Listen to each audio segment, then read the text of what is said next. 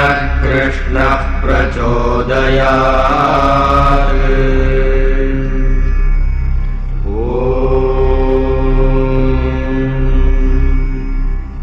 अस्य श्रीकृष्णसहस्रनामस्तोत्रमहामन्त्रस्य पराशर ऋषिः अनुष्टुप्छन्दः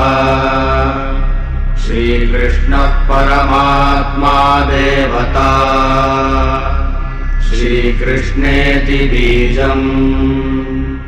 श्रीवल्लभेति शक्तिः शार्ङ्गीति कीलकम् श्रीकृष्णप्रीत्यर्थे जपे विनियोगः ध्यानम् केषाञ्चित् प्रेम पुंसाम् विगलितमनसाम् बाललीलाविलासम् केषाम् गोपाललीलाङ्कितरसिकतनुर्वेणुवाद्येन देवम् केषाम् वामा समाजे जनितमनसिजो दैत्यदर्पापहैवम् ज्ञात्वा भिन्नाभिलाषम् सदयति जगतामीश्वरस्तादृशोऽभूत् क्षीराब्धौ कृतसंस्तवः सुरगणैर्ब्रह्मादिभिः पण्डितैः प्रोद्भूतो वसुदेव सद्मनि मुदा चक्रीडयो गोकुले कंसध्वंसकृते जगाम मधुराम् सारामसद्वारकाम् गोपालोऽखिल गोपिका जनसखः पायादपायात्सनः फुल्लेन्दीवरकान्तिमिन्दुवदनम् बर्हावतम् सप्रियम् श्रीवत्साङ्गमुदारकौस्तुभधरम् पीताम्बरम् सुन्दरम् गोपीनाम् नयनोत्पलार्चिततनुम् गोगोपसङ्घावृतम् गोविन्दम् कलवेणुवादनरतम् दिव्याङ्गभूषम् भजे।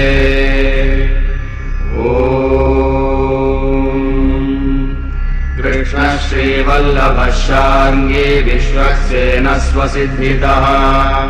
क्षीरोदधामा व्यूहेशः शेषशायी जगन्मयः भक्तिगम्यस्त्रयी मूर्तिर्भारार्थवसुधास्तुतः देवदेवोदया सिन्धुर्देवदेवशिखामणिः सुखभावः सुखाधारो मुकुन्दो मुदिताशयः अविक्रियक्रियामूर्तिरध्यात्मस्वस्वरूपवान् शिष्टाभिलक्ष्यो भूतात्मा धर्मत्राणार्थचेष्टितः अन्तर्यामी कलारूपः कालावयवसाक्षिकः वसुधायासकरणो नारदप्रेरणोन्मुखः प्रभूष्णुर्नारदोद्गीतो लोकरक्षापरायणः गौरिनेयकृतानन्दो योगज्ञाननियोजकः महागुहान्तर्निक्षिप्तः पुराणवपुरात्मवान् शूरवंशैकधीः शौरिः कंसशङ्काविषादकृत् वसुदेवोल्लसच्छक्तिर्देवक्यष्टमगर्भगः वसुदेवसुतः श्रीमान् देवकीनन्दनो हरिः आश्चर्यबालः श्रीवत्सलक्ष्मवक्षाश्चतुर्भुजः स्वभावोत्कृष्टसद्भावः कृष्णाष्टम्यन्तसम्भवः राजापत्यक्षसम्भूतो निशीथसमयोदितः शङ्खचक्रगदा पद्मपाणिः पद्मनिभेक्षणः किरीटी कौस्तुभोरस्कः स्फुरन्मकरकुण्डलः पीतवासा घनश्यामः कुञ्जिताञ्चितकुन्तलः सुव्यक्तव्यक्ताभरणः सूतिकागृहभूषणः कारागारान्धकारघ्नः पितृप्राग्जन्मसूचकः वसुदेवस्तुतस्तोत्रम् तापत्रयनिवारणः निरवध्यक्रियामूर्तिर्न्यायवाक्यनियोजकः अदृष्टचेष्टकूटस्थो धृतलौकिकविग्रहः महर्षिमानसोल्लासो महीमङ्गलदायकः सन्तोषितसुरव्रातः साधुचित्तप्रसादकः जनकोपाय निर्देष्टा देवकीनयनोत्सवः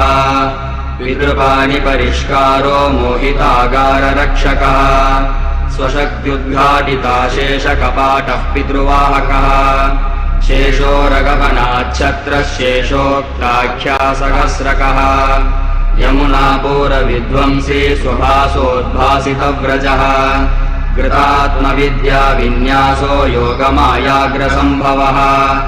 दुर्गानिवेदितोद्भावो यशोदातल्पशायकः नन्दगोपोत्सवस्फूर्तिर्व्रजानन्दकरोदयः सुजातजातकर्मश्रीर्गोपीभद्रोक्तिनिर्वृतः हरिगणिद्रोपगमः पूतनास्तनपीडनः स्तन्यात्तपूतना प्राणः पूतनाक्रोशकारकः विन्यस्तरक्षा गोधूलिर्यशोदाकरलालितः नन्दाग्रातशिरो मध्यः पूतना सुगतिप्रदः बालपर्यङ्गनिद्रालुर्मुखार्पितपदाङ्गुलिः अञ्जनस्निग्धनयनः पर्यायाङ्कुरितस्मितः लीलाक्षस्तरलालोकः शकटासुरभञ्जनः द्विजोदितस्वस्त्यजनो मन्त्रपूतजलाप्लुतः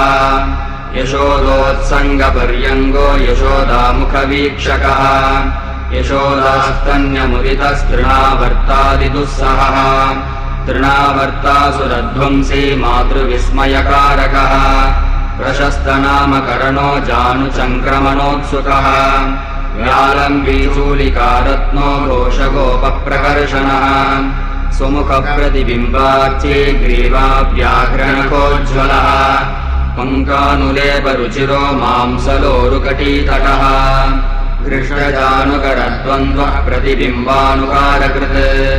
अव्यक्तवर्णवाग्वृत्तिस्मितलक्ष्यरतोद्गमः धात्रीकरसमालम्बी प्रस्खलच्चित्रचङ्क्रमः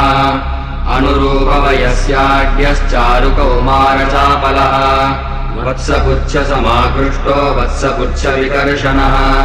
विस्मारितान्यव्यापारो गोपगोपीमुदावहः अकालवत्सनिर्मोक्ता व्रजव्याक्रोशसुस्मितः नवनीतमहाचोरो दारकाहारदायकः क्रीडोलूकलसोपानः क्षीरभाण्डविभेदनः शिक्यभाण्डसमाकर्षी ध्वान्ताकारप्रदेशकृते भूषारत्नप्रकाशाढ्यो गोप्युपालम्बवत्सितः परागधूसराकारो मृद्भक्षणकृते क्षणः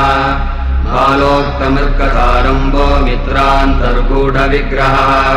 कृतसन्त्रासलोलाक्षो जननी प्रत्ययावहः मातृदृश्याप्तवदनो वक्रलक्ष्यचराचरः यशोदालालितस्वात्मा स्वयं स्वाच्छन्द्यमोहनः सवित्री स्नेहसंश्लिष्टः सवित्री स्तनलोलुपः नवनीतार्थना प्रह्वोदमनीतमहाशनः वृषाकोपप्रकम्पोष्ठो गोष्ठाङ्गणविलोकनः दधिमन्थघटीभेत्ता किङ्किणीक्वानसूचितः हय्यङ्गवीनरसिको मृषाश्रुश्चौर्यशङ्कितः जननीश्रमविज्ञाता दामबन्धनियन्त्रितः रामाकल्पश्चलापाङ्गो गाढोलूकलबन्धनः आकृष्टोलूकलोऽनन्तः कुबेरसुतशापवित् नारदोक्तिपरामर्शि यमरार्जुनभञ्जनः धनरात्मजसङ्कुष्टो नन्दनोचितबन्धनः बालगोद्गीतनिरतो बाहुक्षेपोदितप्रियः आत्मयो मित्रवशगो गोपीगीतगुणोदयः प्रस्थानशकटारूढो वृन्दावनकृतालयः गोवत्सपालनैकाग्रो नानाक्रीडापरिच्छदः क्षेपणीक्षेपणप्रीतो वेणुवाद्यविशारदः वृषवत्सानुकरणो वृषध्वानविडम्बनः नियुद्धलीलासंहृष्टः पूजानुकृतकोकिलः उपात्तहंसगमनः सर्वजन्तुरुदानुकृत् भृङ्गानुकारी दद्यन्नचोरो वत्सपुरःसरः वरीवकासुरग्राही भगतालुप्रदाहकः पीतगोपार्वकापूतो भगचञ्चुविदारणः बकासुरारिर्गोपालो बालो बालाद्भुतावहः बलभद्रसमाश्लिष्टः कृतक्रीडानिलायनः क्रीडासेतु निधानैक्यप्लवङ्गोत्प्लवनोद्भुतः कन्दुकक्रीडनो लुप्तनन्दादिभववेदनः सुमनोऽलङ्कृतशिला स्वादु स्निग्धान्न शक्यभृत्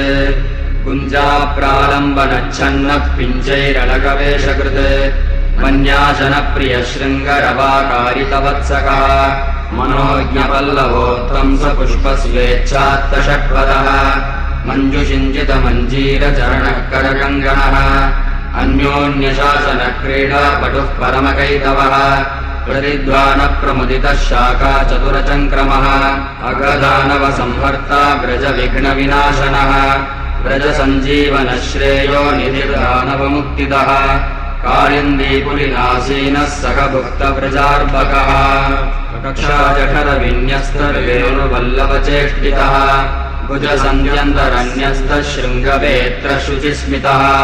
वामपाणिस्तदध्यन्न कपलः कलभाषणः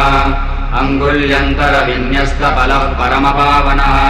अदृश्यतन्नक्वान्वेषी वल्लभार्कः भीतिः अदृष्टवत्सभव्रातो ब्रह्मविज्ञातवैभवः गोवत्सवत्सभान्वेषी विराट्पुरुषविग्रहः स्वसङ्कल्पानुरूपार्थो वत्सवत्सवरूपदृक्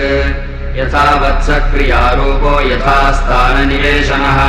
तथा व्रजार्भकाकारो गोपोभिस्तन्यपस्तुकी चिराद्वलोहितो दान्तो ब्रह्मविज्ञातवैभवः विचित्रशक्तिर्व्यालीनः सृष्टगोवत्सवत्सपः ब्रह्मत्रपाकरो धातृस्तुतः सर्वार्थसाधकः ब्रह्ममयो व्यक्तस्तेजो रूपसुरात्मकः निरुक्तम् व्याकृतिर्व्यक्तो निरालम्बनभावनः प्रभविष्णुरतन्त्रीको देवपक्षार्थरूपदृक् अकामः सर्ववेदाधिरणीयस्थूलरूपवान् व्यापी व्याप्यः कृपाकर्ता विचित्राचारसम्मतः छन्दोमयः प्रधानात्मा मूर्ता मूर्तिद्वयाकृतिः अनेकमूर्तिरक्रोधः परः प्रकृतिरक्रमः सकलावरणोपेतः सर्वदेवो महेश्वरः महाप्रभावनः पूर्ववत्सवत्सपदर्शकः कृष्णयादवगोपालो गोपालोकनहर्षितः स्मितेक्षाहर्षितब्रह्मा भक्तवत्सलवाक्प्रियः ब्रह्मानन्दाश्रुतौ ताङ्घ्रिर्लीलावैचित्र्यकोविदः बलभद्रैकहृदयो नामाकारितगोकुलः गोपालबालको भव्यो रज्जुयज्ञोपवीतवान् वृक्षच्छायागता शान्तिर्गोपोत्सङ्गोपहर्षणः गोपसंवाहितपदो गोपव्यजनवीजितः गोपगानसुकोन्निद्रश्रीदामार्चितसौहृदः सुनन्दसुहृदेकात्मा सुबलप्राणरञ्जनः कालीवनकृतक्रीडोपलपादितधेनुकः गोपीसौभाग्यसम्भाव्यो गोधूलिच्चुलितालकः गोपीविरहसन्तप्तो गोपिकाकृतमज्जनः प्रलम्बबाहुरुत्पुल्लपुण्डरीकावतंसकः विलासललितस्मेरगर्भलीलावलोकनः स्रघोषणान्लेपाढ्यो जनन्युपहृतान्नभुक् वरशय्याशयो राधा प्रेमसल्लापनिर्वृतः यमुनातटसञ्चारी विषाक्तव्रजहर्षतः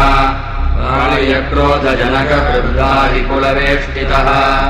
कालियाहिपनारङ्गनटः कालियमर्दनः नागपत्नीस्तुतिप्रीतो नानावेशसमृद्धिकृत् अविश्वक्तदृगात्मेश स्वदृगात्मस्तुतिप्रियः सर्वेश्वरः सर्वगुणः प्रसिद्धः सर्वसात्वतः अकुण्ठधामा चन्द्रार्कदृष्टिराकाशनिर्मलः अनिर्देश्यगतिर्नागवनितापतिभैक्षतः स्वाङ्घ्रिमुद्राङ्गनागेन्द्रमूर्धा कालीयसंस्तुतः अभयो विश्वतश्चक्षुस्तुतोत्तमगुणः प्रभुः अहमात्मा मरुत्प्राणः परमात्मा दिलीर्षवान् नागोपायनगृष्टात्मा हृतोत्सारितकालियः बलभद्रसुकालापो गोपालिङ्गणनिर्वृतः दावाग्नियेतगोपालगोप्ता दावाग्निनाशनः नयनाच्छादनक्रीडालम्बटो नृपचेष्टितः काकपक्षधरः सौम्यो बलवाहककेलिमान् बलगा दुर्धर्ष प्रलम्बो बलवत्सलः मुञ्जाडव्यग्निशमनः प्रावृत्कालविनोदवान् शिलान्यस्तान्नवृत्तैत्यसंहर्ता शाद्वलासनः सदाप्तगोपिकोद्गीतः कर्णिकारावतंसकः नटवेषधरः पद्ममालाङ्गो गोपिकावृतः गोपीमनोहरापाङ्गो वेणुवादनतत्परः मिन्यस्तवदनाम्बोजश्चारुशब्दकृतादनः बिम्बाधरार्पितोदारवेणुर्विश्वविमोहनः व्रजसंवर्णितश्राव्यवेणुनाथश्रुतिप्रियः गोगोपगोपीजन्मेप्सुर्ब्रह्मेन्द्राद्यभिवन्दितः गीतश्रुतिसरित्पूरो नादनर्तितपरिहिणः रागपल्लवितस्थाणुर्गीतानमितपादपः विस्मारिततृणग्रासमृगो मृगविलोभितः व्याघ्रादिहिंस्रसगजवैरहर्तासुगायनः गाढोदीरितगोवृन्दप्रेमोत्कर्णिततर्णकः निष्पन्दयानब्रह्मादिवीक्ष्यतो विश्ववन्दितः शाखोत्कर्णशकुन्दौगश्चत्रायितबलावकः प्रसन्नः परमानन्दश्चित्रायितचराचरः गोपिकामदनो गोपीकुचकुङ्कुममुद्रितः गोपिकन्याजलक्रीडा हृष्टो गोप्यंशुकापहृत् स्कन्धारोपितगोपस्त्रीवासाः कुन्दनिभस्थितः गोपीनेत्रोत्पलशशी गोपिकायाचितांशुकः गोपीनमस्क्रियादेष्टा गोप्येककरवन्दितः गोप्यञ्जलिविशेषार्थी गोपक्रीडा विलोभितः शान्तवासस्फुरद्गोपीकृताञ्जलिरगापहः गोपीकेलिविलासार्थी गोपीसम्पूर्णकामदः गोपस्त्रीवस्त्रदो गोपीचित्तचोरकुतूहली वृन्दावनप्रियो गोपबन्धुर्यज्वान्नयाचितः यज्ञेशो यज्ञभावज्ञो यज्ञपत्न्यभिवाञ्छितः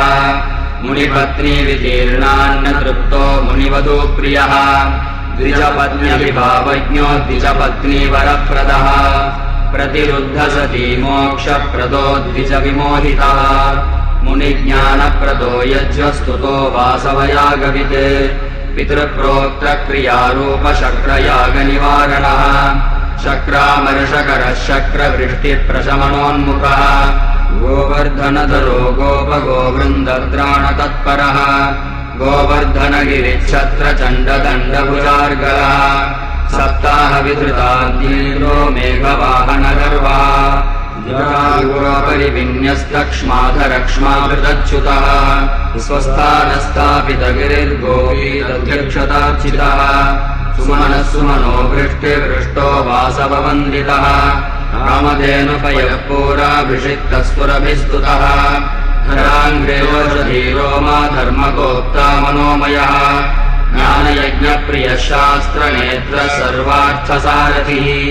ऐरावतकरानीतवियद्गङ्गाप्लुतो विभुः ब्रह्माभिषिक्तो गोगोप्ता सर्वलोकशुभङ्करः सर्ववेदमयो मग्ननन्दान् वेषपितृप्रियः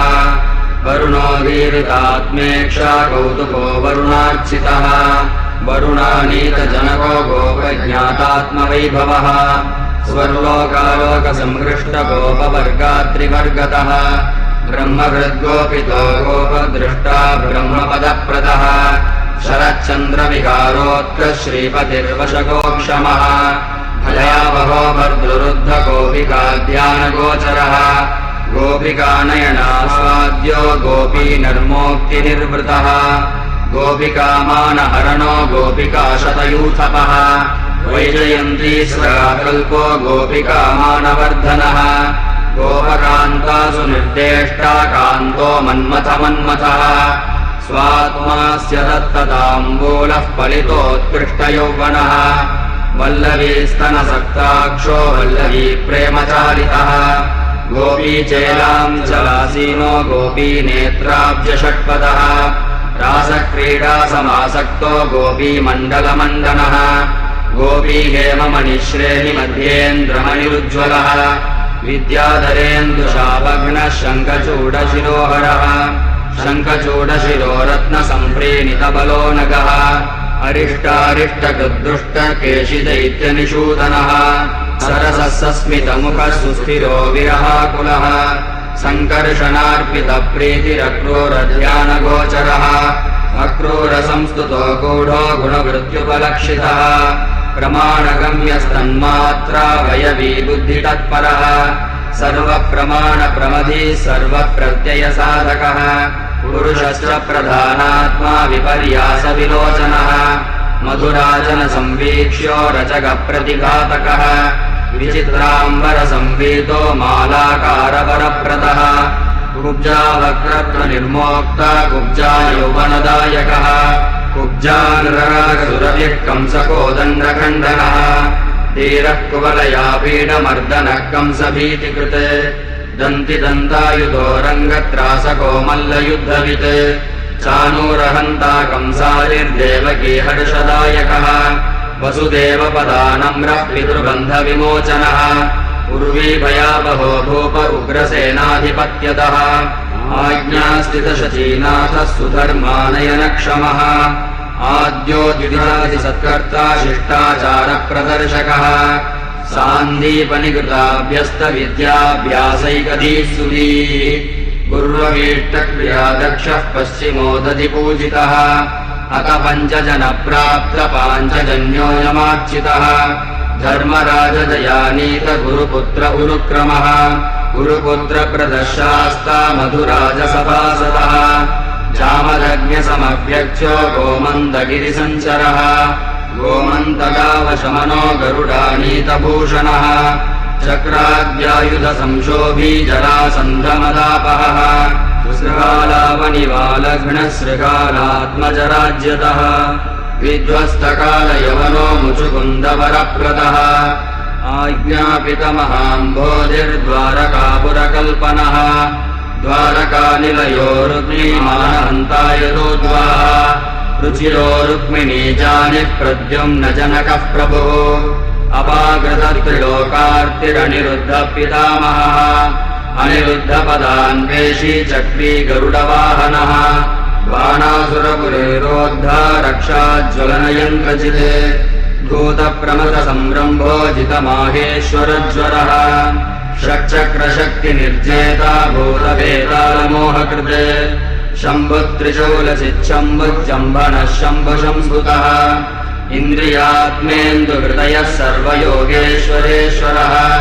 हिरण्यगर्भहृदयो मोहावर्तनिवर्तनः आत्मज्ञाननिधिर्मेधा कोशस्तन्मात्ररूपवान्